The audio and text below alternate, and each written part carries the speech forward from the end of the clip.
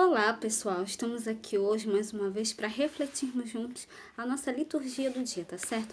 E nesse sábado, a liturgia fala pra gente, né? As leituras falam pra gente que Deus é amor e perdão.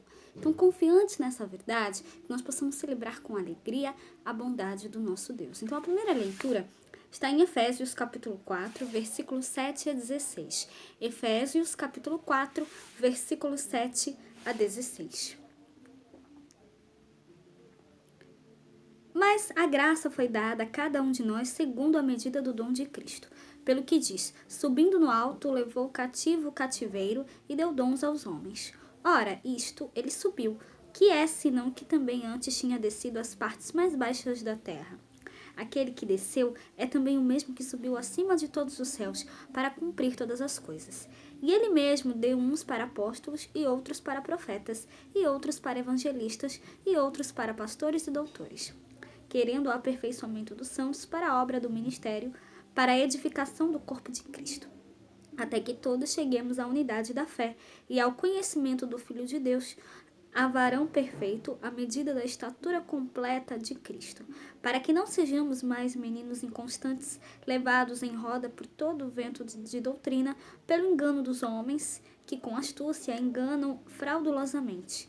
Antes, seguindo a verdade em caridade, cresçamos em tudo naquele que é a cabeça, Cristo, do qual todo o corpo, bem ajustado e ligado pelo auxílio de todas as juntas, segundo a justa operação de cada parte, faz o aumento do corpo para a sua edificação em amor.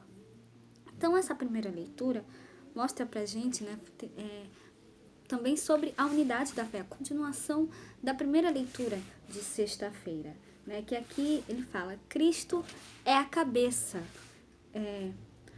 e graças a ele, o corpo coordenado e bem unido realiza o seu crescimento.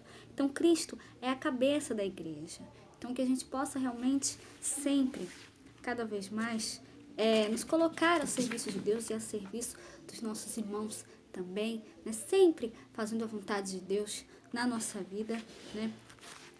Que a gente possa sempre, né, usar os dons que Deus nos dá, né, para anunciar a sua palavra a todos. E agora, falando do Evangelho, hoje ele está em Lucas capítulo 13, versículo 1 a 9. Lucas capítulo 13, versículo 1 a 9.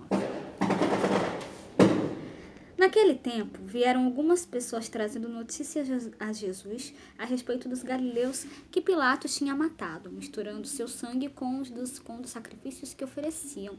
Jesus lhes respondeu, vós pensais que esses galileus eram mais pecadores do que todos os outros galileus por terem sofrido tal coisa? Eu vos digo que não. Mas se não vos converterdes, ireis morrer todos do mesmo modo. E aqueles 18 que morreram quando a torre de Siloé caiu sobre aqueles 18 que morreram quando a torre de Siloé caiu sobre eles. Pensais que eram mais culpados do que todos os outros moradores de Jerusalém? Eu vos digo que não. Mas se não vos converterdes, ireis morrer todos do mesmo modo. E Jesus contou esta parábola. Certo homem tinha uma figueira plantada na sua vinha. Foi até ela procurar figos e não a encontrou. Então disse ao vinhateiro, já faz 3 anos que venho procurando figos nesta figueira e nada encontro. Corta-a, por que está ela inutilizando a terra? Ele, porém, respondeu, Senhor, deixa a figueira ainda este ano. Vou cavar em volta dela e colocar adubo. Pode ser que venha a dar fruto. Se não der, então tu a cortarás. Então, o evangelho de hoje, né?